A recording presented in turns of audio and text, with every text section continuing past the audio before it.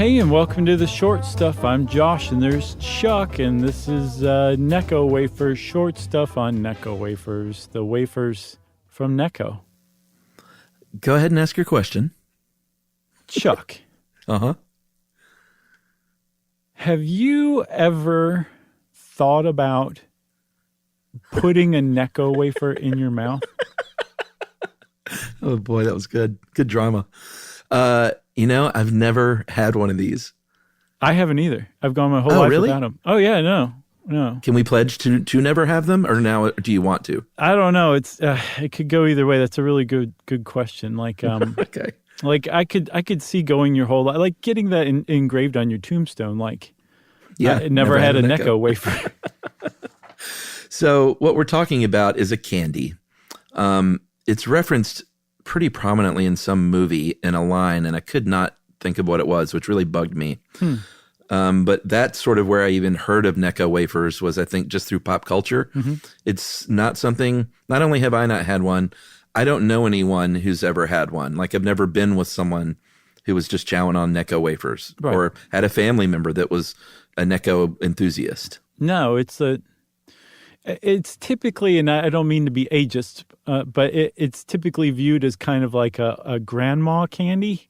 Mm-hmm. You know, where like saltwater taffy, even though I know you love that. Oh, dude, it's so good. Saltwater taffy is just so good when it's done right. I'm not arguing that. I'm just saying it's a bit of a grandma candy. And okay, we love sure. I'm with you. Our grandmas, God rest their souls. Exactly right. But no, it has just kind of that whole doily kind of aura around it. You know what I'm saying? Sure. You got to, I think when you buy Necco wafers, it comes with a doily. It does. You just unroll the wax packaging. And so if you've not seen this, you probably have. If you don't know what we're talking about, you probably have seen it. It's like it comes in like a kind of a wax paper roll. Tube. Yeah, tube. And then the wafers themselves are a little bigger than the size of a quarter maybe. And they're dusty, chalky. Mm-hmm. Yeah. Weirdly colored. Two of the colors are brown and gray. Not a good candy color. But they're like, no, not at all. But they're unless like a multicolored roll of this chalky, dusty, multi-flavored candy that they're not complementary flavors either. It's a mess. Necco wafers are a big, giant mess. I'm just going to say it. They're a 170-year-old mess. Yeah, I guess we'll just go ahead and mention those flavors. You've got the lemon yellows, the lime greens, the orange. Mm-hmm. Light purple is clove. Do not ever get one of those near my mouth. Okay. Cinnamon is white. A little weird. Winter green is pink. Weirder. Also weird. Licorice is dark gray. Right. And then there's a chocolate flavor, which is brown, and I guarantee you it does not taste like chocolate. No. And I was like, you can look at Necco wafers and be like, I know what that's going to taste like, and I'm not going to like it. Yeah, I agree. But you and I have had basically Necco wafers because the Necco company, we should say the name is kind of an acronym. It stands for New England Candy Company, right? Mm-hmm. They also are the makers of conversation hearts. You know those little hearts that say, be mine, I'm yours? Those are differently shaped Necco wafers. It's the same exact thing. So those things, when you've tried them before and been like, these are absolutely horrible, you would think the same thing about Necco wafers. Yeah, that makes a lot of sense. Mm-hmm. So it's a Necco wafer is just a thinner sort of coin-like version of those. Yes. That don't say something like be mine or I'm yours. Apparently the ones these days say email me. or grab a glass of water. Right. This is going to be terrible. All right, let's take a break here. We'll talk a little bit more about where these started and why they're still around right after this.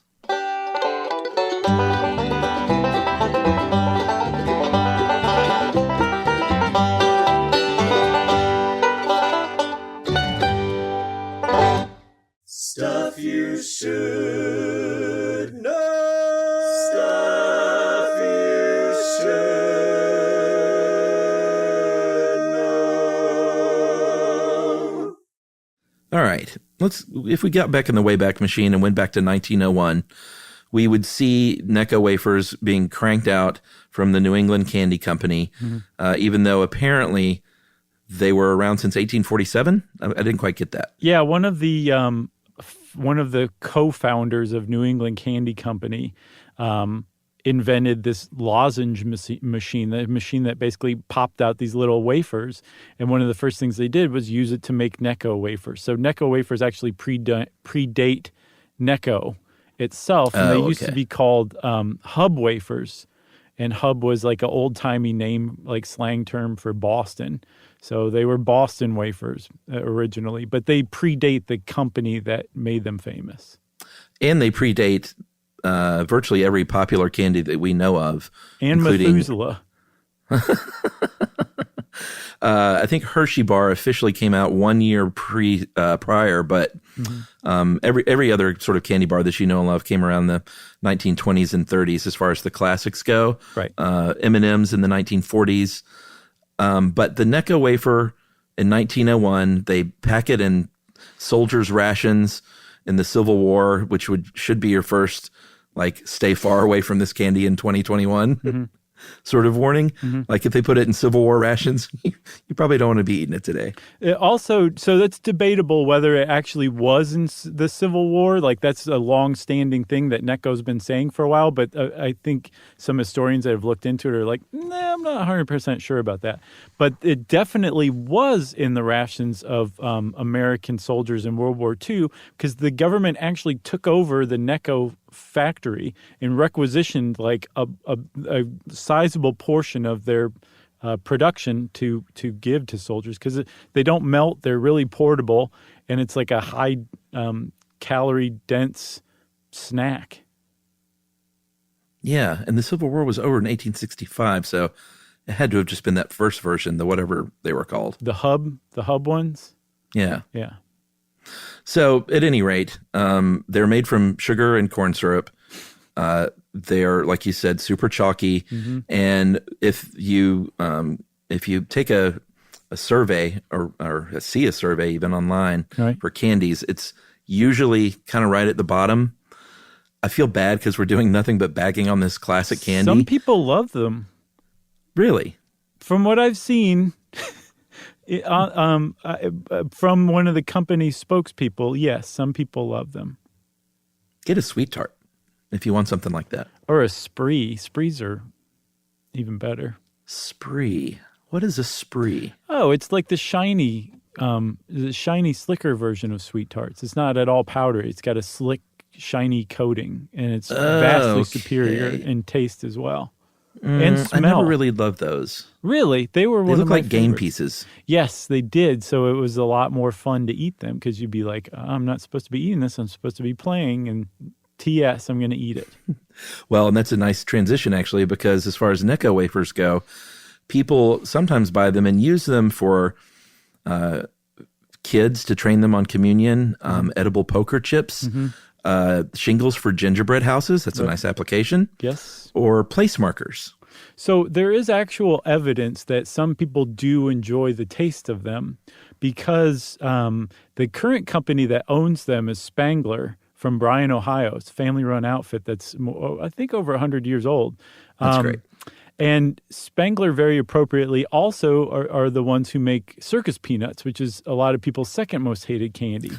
Yeah. So poor Spangler's putting out a lot of stuff that people don't like, but whatever. Hats off to them for staying at it. But I guess Spangler did, pre-Spangler, the company that owned them, changed the recipe. To kind of make it a little less artificially flavored and colored. And there was a 35% drop in sales as a result. Yeah. So they went back to the original recipe. So that does mean that people out there do actually eat Necco wafers. They don't just use them as poker chips like you were saying. Yeah, and, hats off to the Spangler Company. We love these small kind of old school family-run candy companies. I don't think that us saying that we probably won't try Necco is going to hurt their sales. Right. Hopefully this shines a little light on that company. Yeah. But they did a survey last year in 2020 that said that found that 73% of Americans are familiar with or at least had Necco wafers. Okay. Pretty good coverage there. Yeah. at 73%. Baby boomers and Gen X obviously lead that pack, but 71% of millennials know about Necco Wafers. Yeah. And what's behind it? Z. Is it Gen Z? Z. Is that 18 to 23-year-olds? Or is that even something else? I think they fall within Gen Z. Yeah, we need to do that Generations podcast at some point. All right.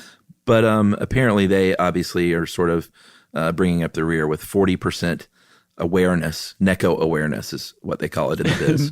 Necco awareness. But, I mean, that's still pretty respectable for the 18 to 23 set, you know what I mean? Yeah, and how much could these things, what do they cost?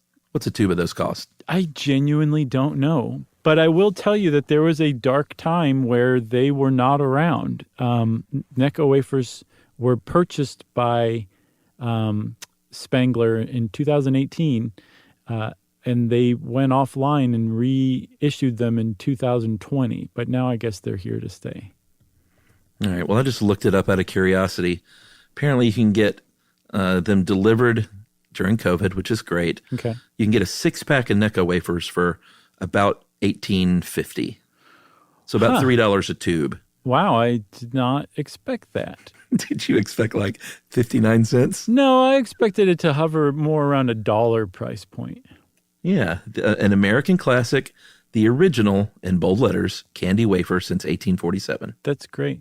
What's cool about collecting them, too, there's a lot of people who clearly collect like the old nostalgic Necco Wafers, is you can eat them and they'll taste exactly the same today as they did when they were first made back in the 18th, 19th century. Does not surprise me. That's great. I made that up, by the way, but it was just a joke. Okay. That doesn't surprise me either. Okay. Well, since Chuck's not at all surprised, and I think we've reached the end of this episode, I say, Chuck, Short Stuff is out. What do you say? Agreed. Stuff You Should Know is a production of iHeartRadio's How Stuff Works. For more podcasts from iHeartRadio, visit the iHeartRadio app, Apple Podcasts, or wherever you listen to your favorite shows.